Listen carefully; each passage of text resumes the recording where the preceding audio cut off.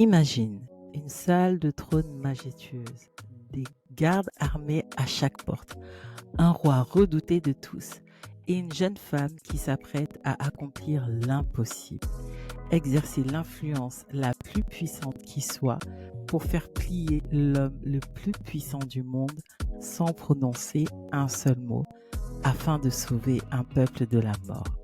L'histoire que je vais te partager aujourd'hui va révolutionner ta façon de communiquer. C'est le récit d'une femme qui a maîtrisé l'art de la présence à un niveau si profond qu'elle a changé le cours de l'histoire simplement par sa façon d'être. Alors, si tu t'es déjà demandé comment avoir de l'impact sans avoir à tout expliquer, comment être entendu sans avoir à hausser la voix ou créer de drama, comment communiquer de manière authentique et naturelle sans avoir à multiplier les mots, que ce soit dans ta vie de couple, ta vie professionnelle ou personnelle, cet épisode est pour toi. Ce que je vais te révéler aujourd'hui va bien au-delà des techniques de communication classiques. C'est un art oublié incarné parfaitement dans l'histoire d'Esther, qui transforme encore aujourd'hui la vie des femmes qui le maîtrisent. Et là, j'aimerais te poser une question. Combien de fois as-tu essayé de te faire entendre en parlant plus fort, en expliquant plus, en justifiant davantage? Et si la clé était ailleurs? Dans les prochaines minutes, je vais partager avec toi les secrets des femmes qui maîtrisent vraiment l'art de la communication et tu verras, ce ne sont pas celles qui parlent le plus, mais celles qui ont compris le pouvoir du silence stratégique qui transforme les relations, les secrets d'une présence qui captive naturellement l'attention et comment communiquer puissamment sans dire un mot. Reste avec moi parce qu'aujourd'hui, je vais te montrer comment utiliser ta présence comme ton outil de communication le plus puissant. Et c'est exactement pour cela que 50% des mariages finissent en divorce, mais que ton histoire sera différente. Parce qu'un mariage réussi n'est pas le fruit du hasard, c'est le résultat d'une sagesse éprouvée qui transforme des vies depuis des générations. Bienvenue dans ta dose de sagesse, le podcast qui renverse les statistiques du divorce une histoire après l'autre en transmettant les secrets de la sagesse divine. Les études et recherches en psychologie sociale ont démontré d'une part que dans la communication des émotions et des attitudes, environ 55% de l'impact vient du langage corporel, 18% du ton de la voix et seulement 7% des mots eux-mêmes. Oui, tu as bien entendu, 7%. Ces mêmes recherches ont prouvé d'autre part qu'il ne faut que 100 millisecondes, soit un dixième de seconde, pour former une première impression sur la confiance, la compétence et l'attractivité d'une personne. Ces découvertes scientifiques confirment ce qu'Esther avait intuitivement maîtrisé il y a des millénaires, à savoir l'importance cruciale de la présence non verbale ou encore de la communication non verbale. Avant qu'Esther devienne la reine que l'on connaît, elle s'appelait Hadassah. C'était une jeune femme juive, orpheline, élevée par son cousin Mardoché. Pas de lignée royale, pas de formation au protocole de la cour, et c'est là que l'histoire devient fascinante, parce qu'elle possédait quelque chose de bien plus puissant. Elle avait compris un secret que la plupart des femmes mettent une vie à découvrir, si même elles le découvrent. Quand elle fut amenée au palais avec les autres jeunes femmes, il est écrit qu'Esther trouva grâce aux yeux d'Hégaï. C'était l'eunuque en charge des femmes dans le palais. C'était un homme qui connaissait parfaitement les attentes du roi. Et alors que toutes les autres candidates au poste de reine choisissaient elles-mêmes leur parure, Esther fit preuve d'une sagesse remarquable. Elle accepte les conseils de celui qui comprenait le protocole royal. La Bible nous dit qu'Esther ne demanda rien d'autre que ce que désigna Hégaï. Et c'est là la première leçon qu'Esther nous enseigne sur l'art de la présence. L'humilité d'écouter et d'apprendre précède l'art d'influencer. Esther observa Elle écouta et surtout, elle comprit. Elle comprit que le roi Assuérus, l'homme le plus puissant du monde, parlait un langage bien particulier, un langage que toutes les autres candidates avaient manqué. Le texte nous révèle qu'Esther gagnait la faveur de tous ceux qui la voyaient. Ce n'était pas seulement sa beauté physique, mais une grâce particulière qui émanait d'elle. Pendant 12 mois, elle s'est préparée selon les coutumes des femmes. 6 mois avec l'huile de myrrhe, 6 mois avec des parfums et des cosmétiques. Mais ce qui la distinguait n'était pas ses préparations externes, c'était sa présence unique. D'ailleurs, as-tu déjà remarqué la différence dans l'impact que tu as quand tu prends ce temps de préparation? Et quand vint son tour de paraître devant le roi, le texte nous dit quelque chose de remarquable. Encore une fois, Esther ne demanda rien d'autre que ce que désignait Hégaï. Et c'est là que tout a basculé. Mais l'histoire ne s'arrête pas là. Le moment le plus crucial d'Esther était encore à venir. Un moment où sa compréhension profonde du langage du roi allait littéralement sauver son peuple. Quand elle apprit le complot d'Aman pour détruire son peuple, Esther fait face à un choix impossible. Se taire et survivre ou risquer sa vie en se présentant devant le roi sans être appelée. Et c'est là que nous découvrons le véritable secret de sa puissance. Avant d'agir, elle fait 3 choses remarquables. Premièrement, elle se prépare spirituellement. Elle prend 3 jours de jeûne, pas seulement pour elle, mais avec tout son peuple. Tu vois, la vraie présence ne vient pas de l'extérieur, elle émane bien de l'intérieur, d'un esprit ancré dans quelque chose de plus grand que soi-même. Deuxièmement, elle choisit le moment parfait. Elle ne se précipite pas devant le roi sous le coup de l'émotion. Non. Elle attend, elle prépare, elle planifie.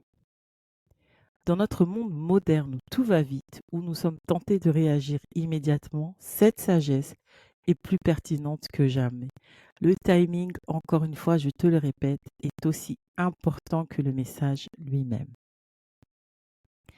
Et enfin, quand arrive le moment crucial, elle choisit méticuleusement chaque détail de sa présence. Elle sait que le roi apprécie la beauté royale. Alors, elle utilise cette connaissance non pas comme une manipulation, mais comme un langage silencieux. Elle se part de sa dignité royale comme d'un message visuel. Chaque aspect de son apparence est choisi pour parler le langage que le roi comprend le mieux, celui de la majesté et de la grâce royale. La Bible nous dépeint une scène saisissante. Esther apparaît dans la cour intérieure. Chaque aspect de sa présence soigneusement orchestré pour communiquer sans mots. Elle ne parle pas, elle ne supplie pas, elle se tient là, incarnant parfaitement la beauté et la dignité que le roi valorise tant. Elle avait quand même peur, hein, mais c'est précisément cette compréhension profonde du langage silencieux du roi qui ouvre la porte à son influence. Le texte nous dit qu'elle trouva grâce aux yeux du roi. Avant même qu'un seul mot ne soit prononcé, sa présence avait déjà communiqué. Elle avait compris comment communiquer puissamment dans le langage que son audience, c'est-à-dire le roi, comprenait le mieux. Imagine un instant, tu entres dans une pièce où se trouve l'élu de ton cœur.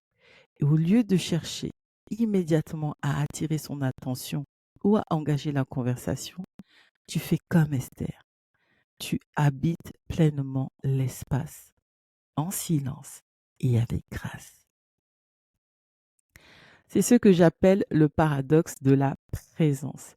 Plus tu es ancré dans qui tu es, moins tu as besoin de prouver ta valeur. Et dis-toi bien que ce n'était pas de la manipulation, c'était l'intelligence relationnelle au plus haut niveau. Elle a utilisé sa compréhension du roi, non pas pour le tromper, mais pour créer un pont de communication efficace. Aujourd'hui, dans notre monde moderne, ces principes sont plus pertinents que jamais. Les neurosciences nous confirment que notre cerveau forme une première impression en moins de 100 millisecondes. Et cette première impression influence toute la suite de l'interaction. Une fois formée, elle est très difficile à modifier. Pour mettre en application les leçons d'Esther, le premier secret à appliquer est celui de la préparation intérieure.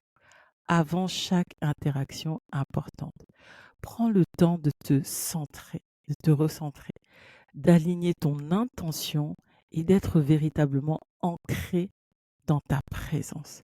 Exactement comme Esther l'a fait avec ses 3 jours de préparation. Deuxième secret, apprends à lire le contexte. Comprends les codes de ton environnement. Identifie le langage non verbal qui résonne. Adapte ta présence en conséquence. C'est ce qu'Esther a fait en écoutant notamment les conseils d'Égaï. Le troisième secret, et peut-être le plus puissant, est celui du silence stratégique. Quand tout le monde parle, celle qui maîtrise l'art du silence détient le véritable pouvoir. Tiens, je te pose cette question. Quand as-tu observé pour la dernière fois le pouvoir d'une femme qui sait tenir sa présence en silence? As-tu remarqué comment certaines personnes même captent naturellement l'attention sans dire un seul mot? Dans ton quotidien, cela signifie les choses suivantes. Apprendre à entrer dans une pièce avec intention, que ce soit face à ton conjoint, face à ton chéri ou en réunion professionnelle ou même dans toute interaction importante en fait. Apprends également à tenir l'espace sans précipitation. Et puis, apprends à laisser ta présence parler avant tes mots. La vraie puissance de la communication ne réside pas dans la quantité de mots que tu utilises, mais dans la qualité de ta présence. Comme Esther l'a démontré, un moment de présence consciente vaut mieux que 1000 mots précipités. Alors maintenant, je t'invite à mettre cela en pratique. Choisis une situation importante cette semaine, une conversation délicate ou une rencontre significative, en tout cas un moment décisif. Applique ces 3 principes et observe la transformation dans tes interactions. Comme Esther, tu as en toi ce pouvoir de présence qui peut transformer des situations, influencer des décisions et même changer des vies. La question pour toi aujourd'hui est la suivante. Es-tu prête à utiliser ce pouvoir? Mais l'histoire ne s'arrête pas là. Ça, ce n'était que le début de la stratégie d'Esther. Parce que le véritable test de sa sagesse vient un peu plus tard. Au lieu de précipiter sa requête, Esther fait quelque chose de surprenant. Elle invite le roi à un banquet. Pas une, mais 2 fois. Elle comprend que l'influence véritable se construit dans la durée. Observe un peu sa méthode. Elle crée un cadre intime, elle choisit le moment parfait et elle laisse le désir d'écouter grandir chez le roi.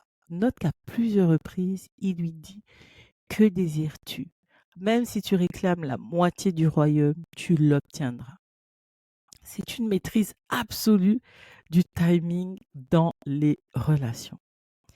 Et c'est seulement au second banquet, quand le moment est parfaitement mûr, qu'elle révèle enfin sa requête. Le génie d'Esther se révèle dans sa capacité à s'adresser successivement aux différentes dimensions du roi. Au premier niveau, elle s'adresse à l'homme derrière la couronne. Elle organise un banquet intime. Elle fait appel à ses sens, la nourriture, le vin, l'ambiance. Elle crée un espace où il peut momentanément déposer le poids de sa fonction. C'est d'abord l'homme qu'elle touche, pas le roi.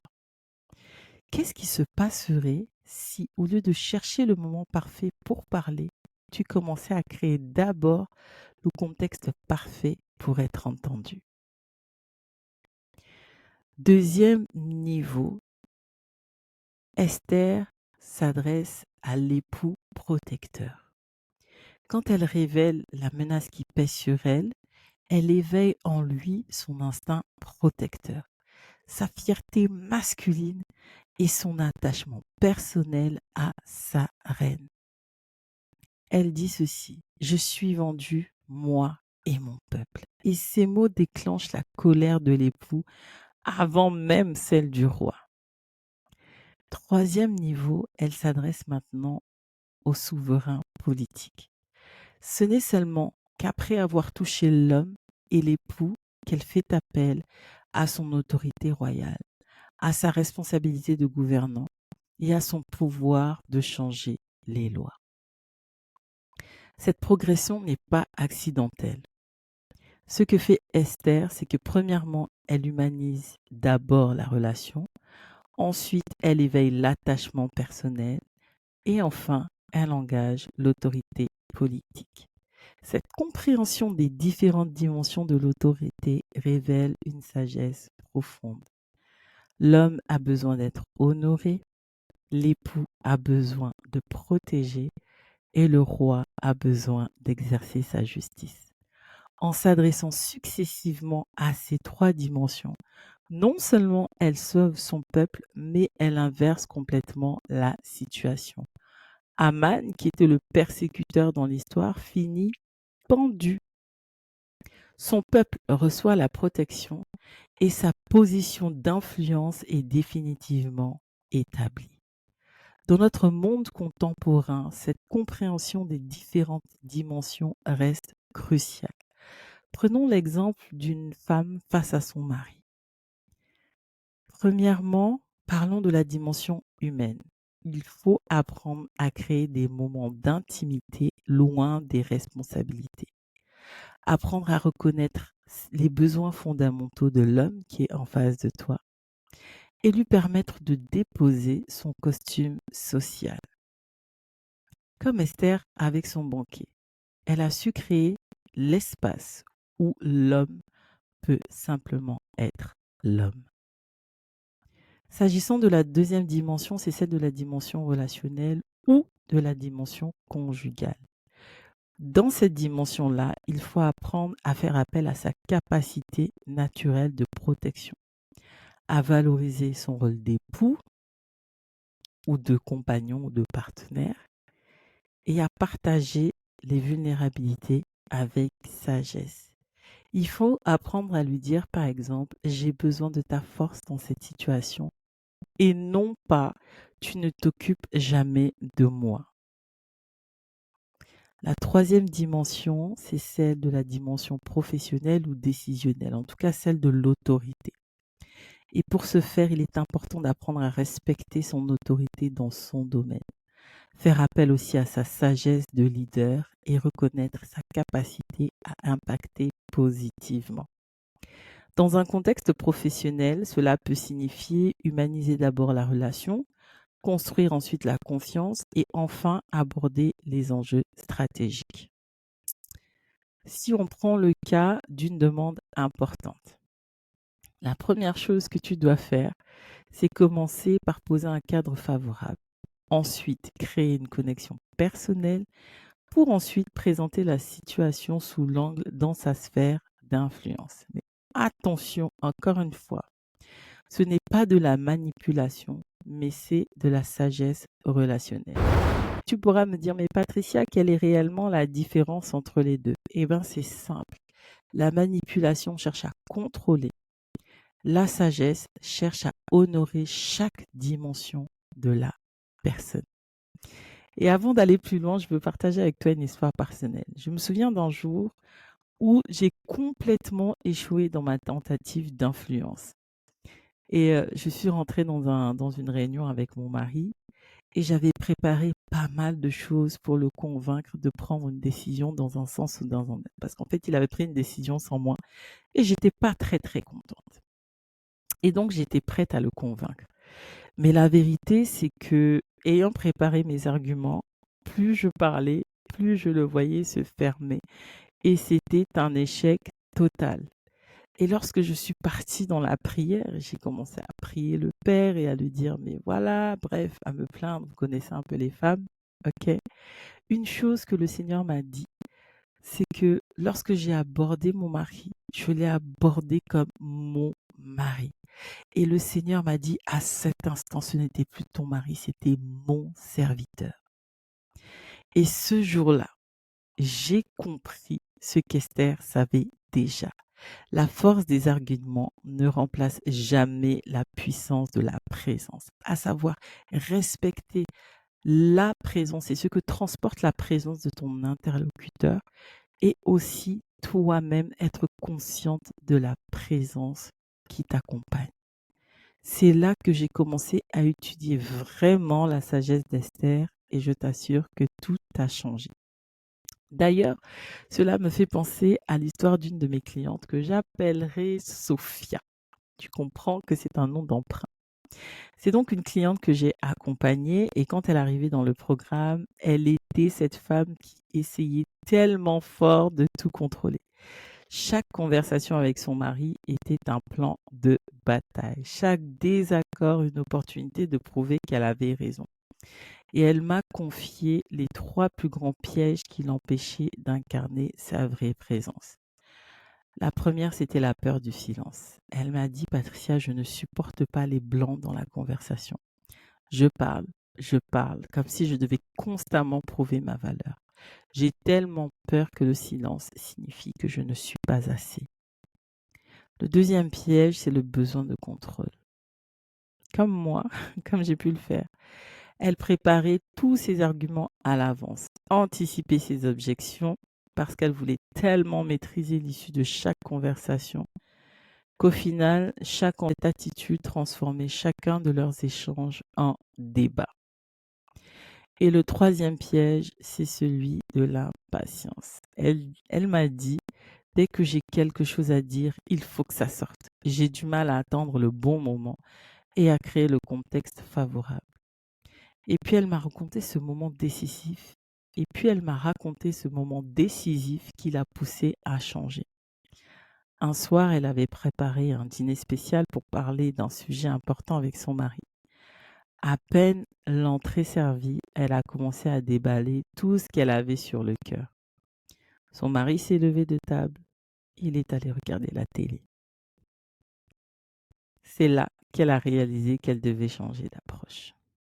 Ensemble, nous avons travaillé sur 3 pratiques simples qui ont tout changé pour elle et qui, j'en suis sûre, pourront tout changer pour toi aussi. La première chose, la pratique du silence intentionnel. Je lui ai appris à commencer par des petits moments, 30 secondes où elle choisissait consciemment de ne pas remplir l'espace avec des mots. Ensuite, l'ancrage dans son corps, dans sa présence. Avant chaque interaction importante, prends 3 respirations profondes et véritablement sens tes pieds sur le sol. Prends conscience en fait de ta présence et prends conscience de ce que transporte ta présence.